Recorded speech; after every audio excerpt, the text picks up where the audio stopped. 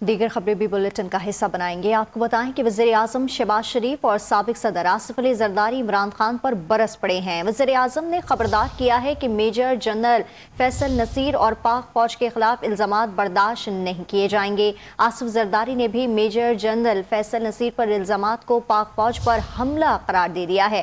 وزیر اعظم شہباز شریف نے عمران خان پر سیاسی فائدے کے لیے فوج کے خلاف مہم چلانے کا دعویٰ کر دیا۔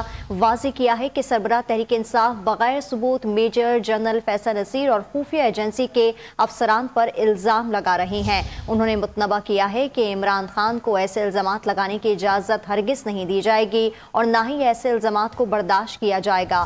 دوسری جانب سابق صدر آصف علی زرداری نے بھی عمران خان کو شدید تنقید کا نشانہ بنایا اور الزام عائد کیا ہے کہ ایک شخص اداروں کو بدنام کرنے کی ہر حد کو عبور کر چکا ہے، جسے اب مزید برداشت نہیں کیا جائے گا۔ عمران خان کی تقریر سننے کے بعد کوئی محب وطن اس کی پیروی کرنے کا اب سوچ بھی نہیں سکتا۔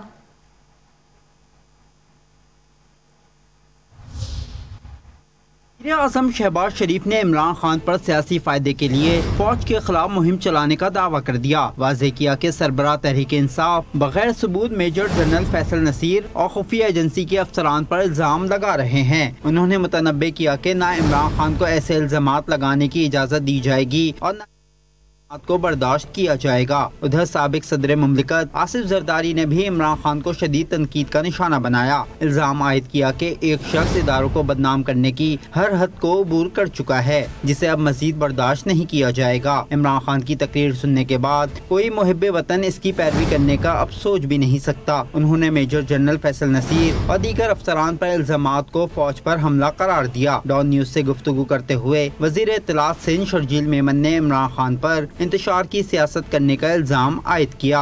عمران خان کا جو بنیادی مقصد وہ ہے اس ملک میں عدم استحکام پیدا کرنا، افراد تفریق پیدا کرنا، لڑائی جھگڑے، بدماشیاں، غنڈہ گردیاں، مطلب ہر قسم کا کام جس سے ملک کو نقصان پہنچ سکے، جس سے ملک میں انتشار پیدا ہو سکے، جس طرح ملک میں جو ہے وہ افراتفری پیدا ہو سکے۔ شرجیل میمن نے واضح کیا کہ تحریک انصاف کے ممکنہ احتجاج پر سندھ حکومت قانون کے مطابق رد عمل دے گی۔